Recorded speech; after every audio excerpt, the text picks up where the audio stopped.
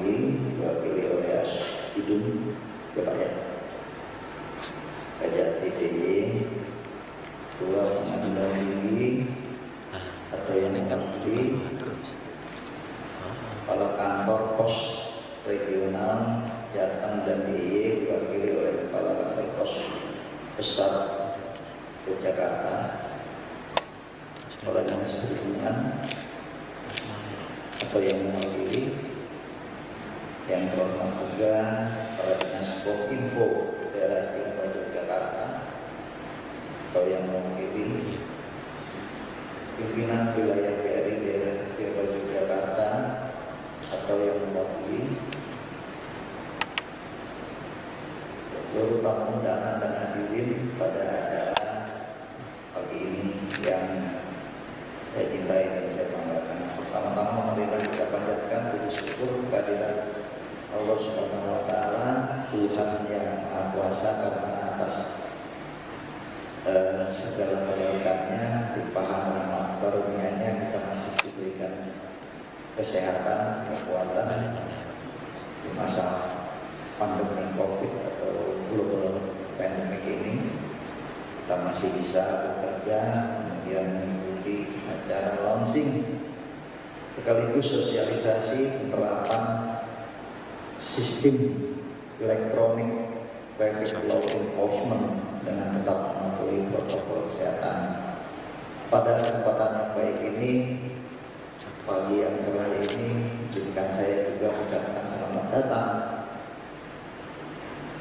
dan terima kasih kepada para undangan yang bisa hadir pada acara launching dan sosialisasi ini. Tamu undangan hadirin sekalian yang berbahagia, kita ketahui bersama bahwa Yogyakarta merupakan miniatur kecil Indonesia dengan berbagai label, dengan berbagai sebutan yang melekat di mata masyarakat. Antara lain Jogja itu sebagai kota pelajar, kemudian kota budaya, kota pariwisata, kemudian juga bisa disebut Center of Indonesia dan sebagainya. Yang ini menunjukkan bahwa inilah keistimewaan dari Yogyakarta ini. Dengan keistimewaan tersebut menyebabkan semakin bertambahnya penduduk maupun pendatang. Ya, mungkin ini minggu-minggu ini dan minggu depan diprediksi akan banyak sekali wisatawan domestik yang akan datang di Jogja. Saya monitor dari teman-teman usaha,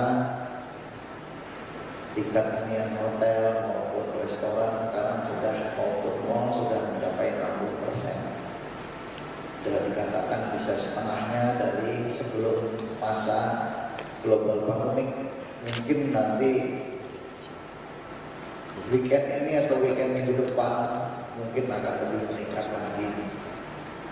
Ini juga akan berdampak pada dinamika situasi Kamtipmas, termasuk situasi Kamtip Solo Jakarta. Kita ketahui bahwa semua itu mengandung konsekuensi, khususnya bagi tugas polisi, untuk bisa selalu mengikuti perkembangan dan dinamika kehidupan masyarakat ini. Kita harus bisa menyesuaikan dengan perubahan dan perkembangan. Inilah salah satu perubahan yang dilakukan oleh polisi Indonesia, khususnya di Yogyakarta ini. Ini kalau kita mungkin pernah ke beberapa negara maju, ini sudah lama. Sistem pendisiplinan masyarakat ini sudah berlangsung lama. Jadi penegakan hukum melalui sarana elektronik. Dulu namanya elektronik law enforcement, sekarang mungkin ditambah traffic karena khusus masalah lalu lintas atau tugas-tugasnya polis traffic. Kalau di beberapa negara maju mungkin selain ini beberapa tempat itu ada polisi membawa kamera, ada polisi berkamera. Jadi cukup memfoto saja sama seperti ini pakai tim analis, nanti dia menganalisis sendiri, bisa ada number recognition, vehicle number recognition, dia bisa mengenali data dari pemilik mobil itu milik siapa, tahun berapa, jenisnya apa, alamatnya di mana. Kamera itu pun begitu. Dia ada selain gambar yang diambil itu pelanggaran lalu lintas, dia mempunyai data koordinat posisi dari kamera itu. Seperti di smartphone kita, kalau kita aktifkan, kalau kita ngambil gambar selalu ada wilayah di mana foto itu diambil. Itu menjadi salah satu alat bukti untuk menegakkan hukum secara elektronik. Nah, Yogyakarta ini merupakan provinsi ketiga di Indonesia yang melaksanakan sistem penegakan hukum secara elektronik ini. Setelah Jakarta, Surabaya, kemudian kita ketiga. Kalau disebut daerah pariwisata, Jakarta ini nomor 2 di Indonesia setelah Bali, yang diminati dan dikunjungi oleh wisatawan, terutama wisatawan Indonesia. Nah, sekarang saja kadang kalau saya terutama telepon teman di Jakarta, dia tidak menjawab. Kemudian beberapa waktu kemudian dia menjawab, maaf komandan, namanya komandan biasa bahasa pergaulan. Maaf komandan, tadi saya tidak menjawab pertanyaan apa, jawab telepon. Tadi saya lewat jalan Tamrin. Jadi otomatis sekarang masyarakat terbentuk sendiri disiplinnya. Kalau dia berjalan di dalam perjalanan, dia mengemudi, dia tidak akan menjawab telepon. Karena kalau dia menjawab telepon, otomatis dia harus keluar uang.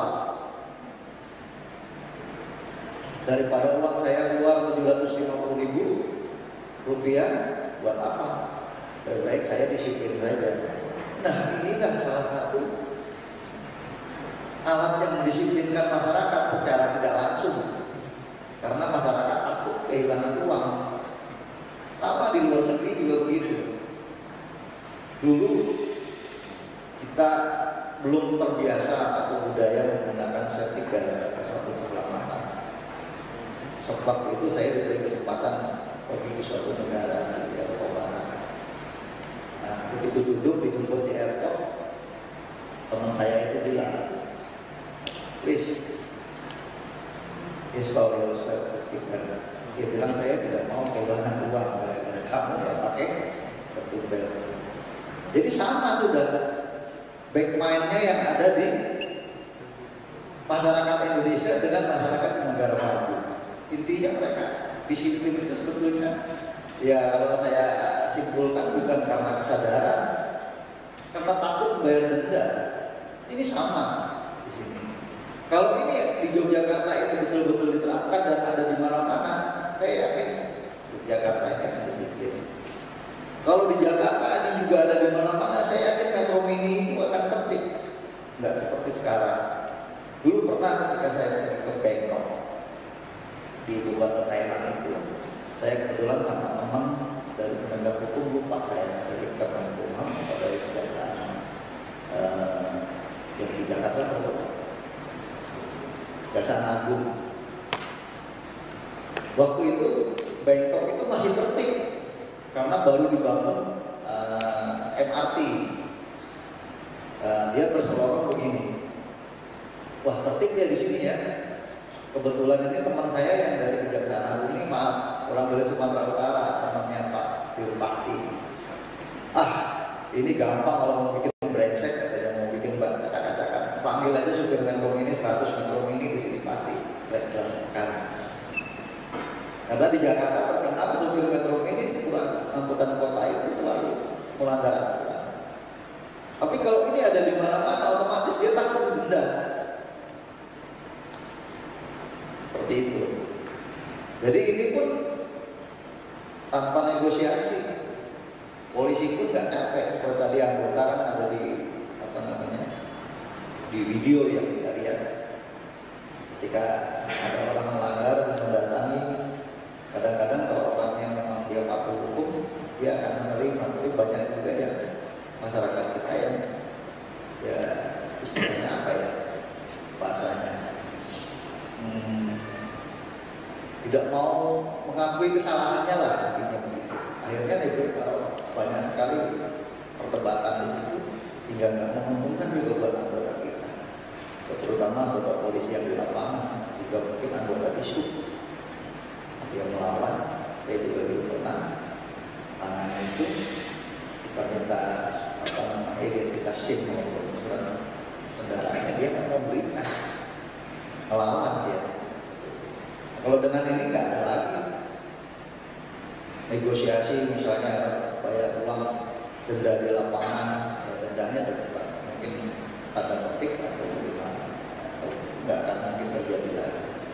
Karena mobil saya pun di Jakarta dipakai oleh pengemudi lewat jalan Tamrin depan Senayan itu pun dia mungkin terima telepon, akhirnya bayar denda. Saya pun tidak bisa negosiasi. Mungkin kalau ditangkap oleh polisi, supir saya itu akan telepon saya minta tolong. Dan saya ke kantor di Mabes Polri waktu itu. Saya akan ngomong, tolong itu mobil saya, nggak akan didenda. Tapi karena oleh sistem ini, maka mau nggak mau ya saya harus bayar denda.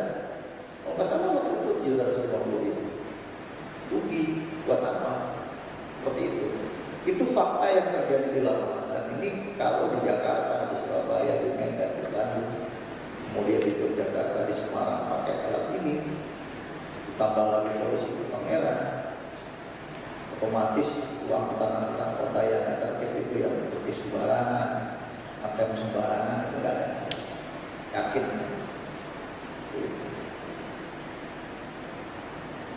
Kalau di Vietnam lain lagi ceritanya. Di sana kebanyakan sepeda motor sama lah. Kota Hanoi itu sama di Jakarta mirip-mirip. Masyarakatnya serobotan. Bahasanya apa itu? Bahasa Jakarta mungkin serobotan. Ketika kita di perempatan itu, walaupun lampu merah, orangnya masih cerobot. Benturan antara motor dengan mobil yang kebetulan saya tumpangi. Supirnya ini hanya melihat aja. Ya mungkin matanya marah, terus dia nggak turun. Saya tanya kenapa nggak turun? Kalau di Jakarta saya udah turun, udah berantem istilahnya seperti itu. Dia bilang enggak. Salah satu ya yang membuat di sana nggak orang mau berantem itu, dia bilang kalau turun kita berantem, terus ada polisi, urusan sama polisi itu panjang, repot kita. Lebih baik ya sudah marah di situ saja. Terus dia pergi masing-masing. Jadi itu salah satu budaya masyarakat yang sudah terbentuk karena situasi, bukan karena ini.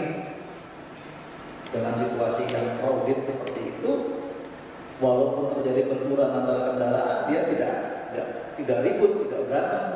Beda ketika kita tugas di Sumatera, serempetan sedikit saja main musuh ya. Ya pengalaman-pengalaman itu bisa menggambarkan budaya dari suatu negara atau suatu kota tertentu. Kalau di Jakarta ini semua ada seperti ini, ya sekarang mungkin ini sosialisasi dulu. Kita tidak melakukan penegakan hukum karena masih global pandemic. Ya silakan sosialisasi atau gunakan ini untuk penegakan hukum, misalnya untuk mengungkap kasus-kasus pidana, pencurian nomor dan sebagainya, silakan. Bagus, yang penting kita sudah launching ini. Nanti ini mungkin akan bertambah besar. Saya juga berterima kasih kepada jajaran lalu lintas di atas Polda Daerah Istimewa Yogyakarta sudah bisa mewujudkan elektronik law enforcement ini. Luar biasa. Bagi saya luar biasa. Mungkin nanti akan diikuti oleh yang lain-lainnya. Sama seperti sekarang misalnya kota Shanghai. Dulu London disebut kota sejuta kamera, hingga warga negaranya itu protes kepada pemerintah. Warga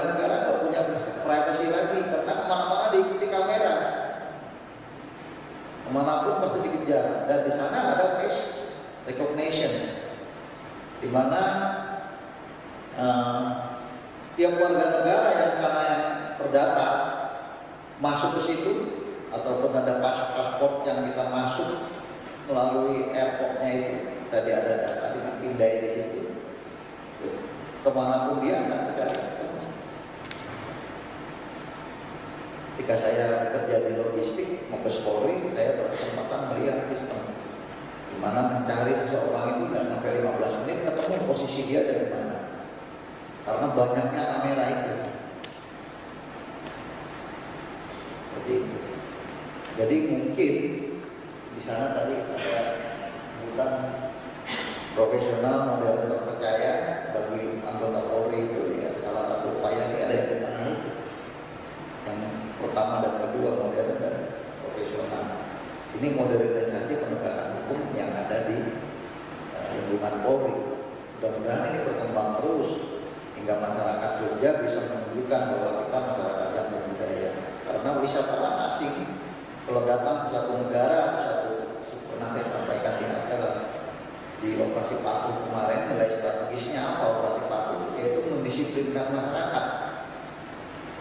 Kalau kita datang ke suatu kota di luar negeri misalnya, kalau kita begitu jalan, kita akan melihat tingkat kedisiplinan masyarakat itu. Nah, jauh-jauh Singapura, Malaysia, sama-sama seperti kita, wajahnya sama, kulitnya sama, posturnya sama, satu umur. Tapi tingkat kedisiplinan masyarakat di jalan itu berbeda dengan di Jakarta. Kenapa bisa begitu? Kita patut berbangga bahwa katanya Indonesia ini negara besar, ekonominya maju, tapi tingkat kedisiplinannya belum tentu. Kalau orang datang ke Jogja, kalau Yogyakarta berdisiplin, nggak ada lagi motor yang menolak lampu merah, sudah bagus. Ketika saya kebetulan kedatangan tamu, menemani tamu di Jakarta, orang asing jalan-jalan, dan ketika itu berhenti di daerah Blok M, lampu merah Blok M. Tiba-tiba ada motor, tamu saya ketawa.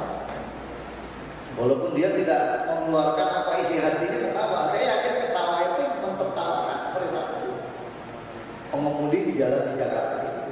Ya masih seperti itu. Harapannya dengan adanya ini itu tidak akan terjadi lagi. Jadi masyarakat otomatis ya tadi itu dia akan pakai safety belt, dia tidak terbang ketika mengemudi, tidak melanggar rambu lalu lintas, tidak melanggar marka jalan dan sebagainya. Harapannya seperti itu. Para tamu yang saya hormati, sebelum mengakhiri sambutan ini tak lupa saya mengucapkan apresiasi dan penghargaan kepada Dirlantas serta stakeholder dan hadir di sini terkait dengan inisiasi pelaksanaan inovasi ini.